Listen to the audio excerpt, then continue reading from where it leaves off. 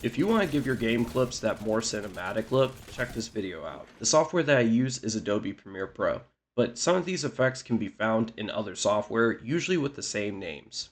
The inspiration for my method actually started from noir films.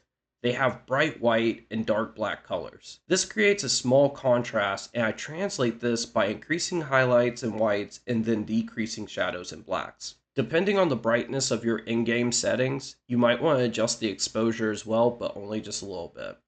Curves, if they're available, are more precise at adjusting target colors, so we'll apply the same method here too.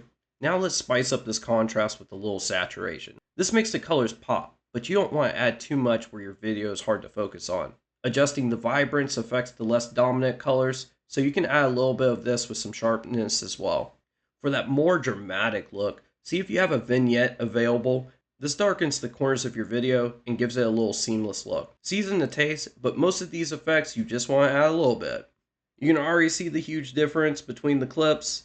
Last, we have our bread and butter, which is the motion blur. I use something called RSMB, or Real Smart Motion Blur.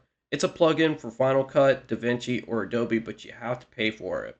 The default settings for RSMB on PC clips are usually fine, but for lower frame rates in console, you want to turn down the blur and especially the sensitivity. I'll do this for my PC clips now anyway, because it's hard to tell that the blur is even there, but it still gives my video some depth. Thanks for watching. Drop a like if this video helped you out, and if this video does well, I'll drop some more editing tips.